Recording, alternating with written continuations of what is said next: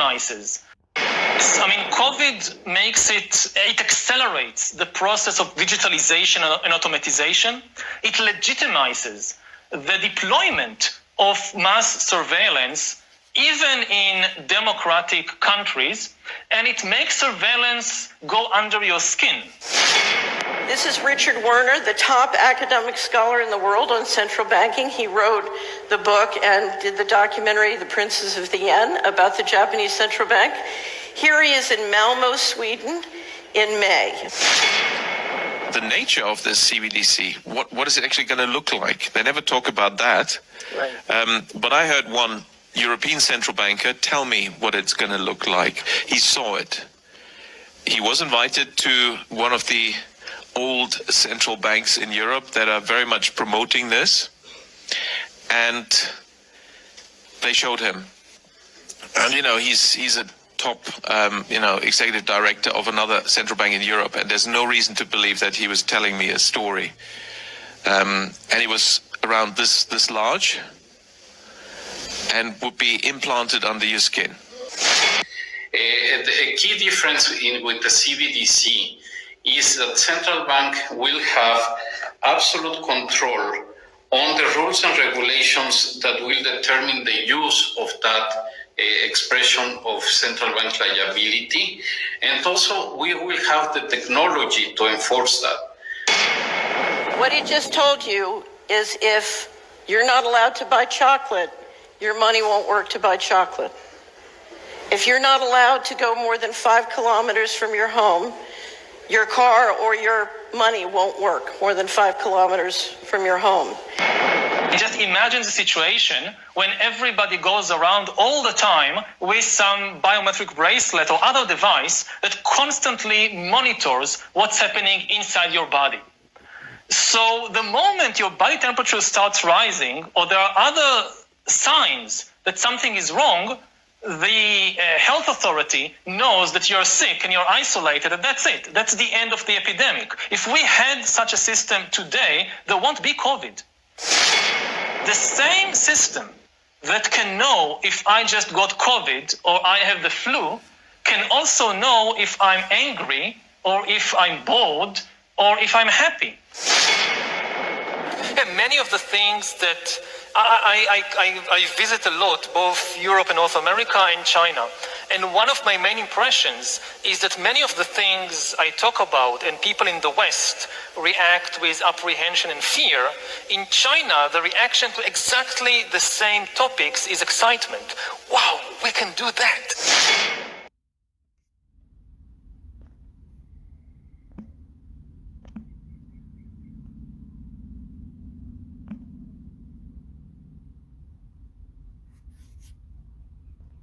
Subsequently followed by CBDC. Hello and welcome to my channel. Thank you so much for being here.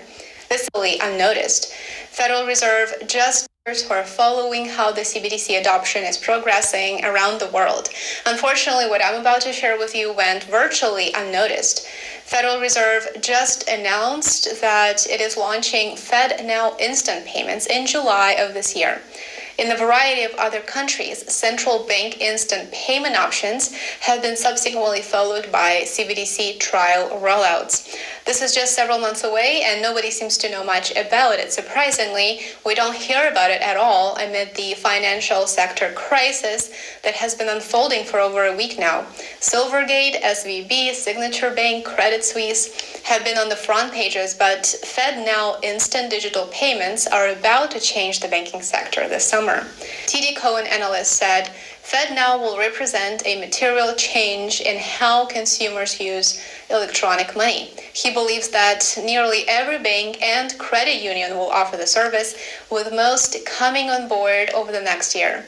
This is important news, isn't it? In fact, this launch of FedNow is such a big deal that Richmond Fed president in his announcement said this is a leading-edge payment system that is resilient, adaptive, and accessible.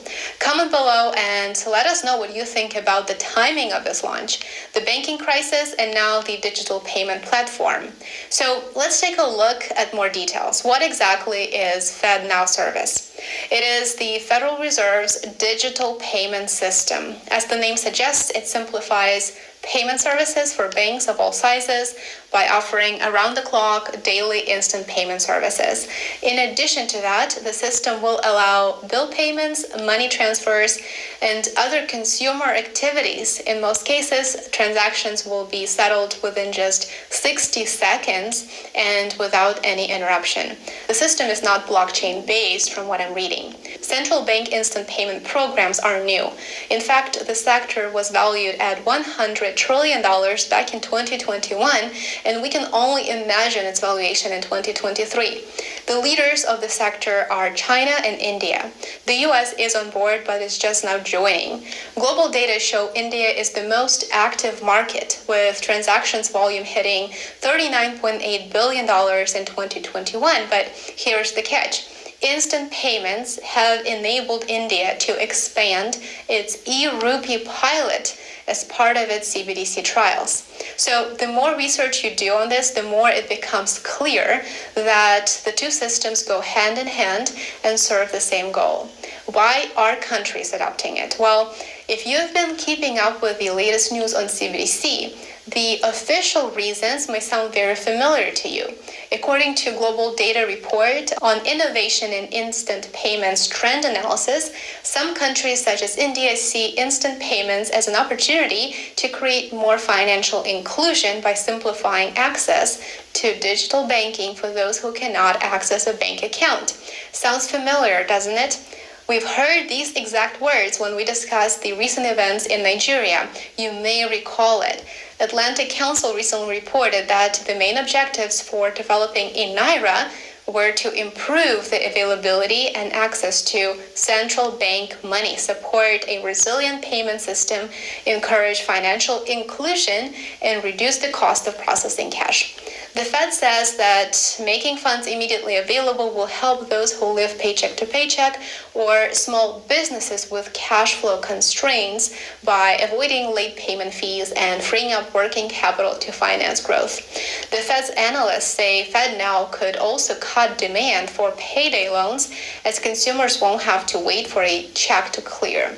Comment below and let me know if you agree with this and feel that it would help you or your business. I would love to get your thoughts on this. As you can already tell, these digital transformations frequently feature promotions of financial inclusion. Also, they draw everyone's attention to improvements in domestic bank transactions, which would of course be the biggest concern for anyone who lives in the United States or any other country. But they don't really seem to tell the full story because cross-border settlements are frequently left out of the initial sales pitch. Since an average person wouldn't care about cross-border settlements, but the term financial inclusion, of course, sounds really appealing. FedNow, an instant payment platform, is effectively a step toward CBDC implementation. CBDCs and financial privacy, as you already know, by definition cannot coexist. Banks and other financial institutions are urged by the Federal Reserve to sign up for the service now.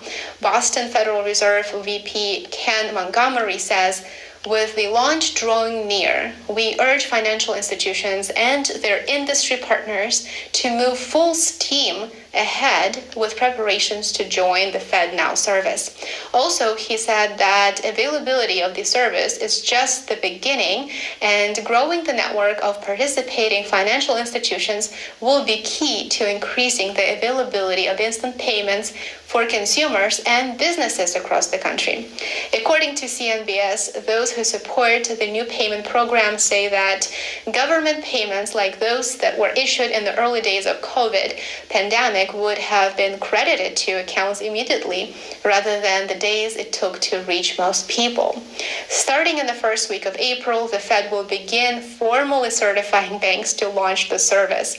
Comment below and let me know what you think about the timing of this launch. As I said earlier, I would love to get your thoughts on this, so please don't hesitate to leave a comment. Thank you for watching. If you like this video, you might also enjoy a video I recently uploaded with the most important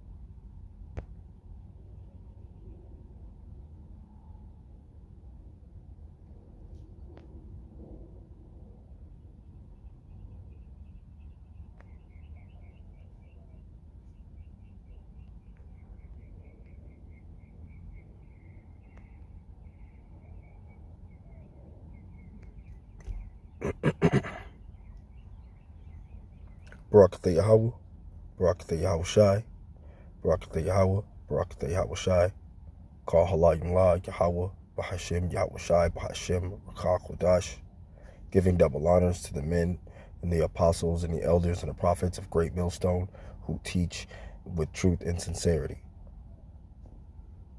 You seen the video. Shalom.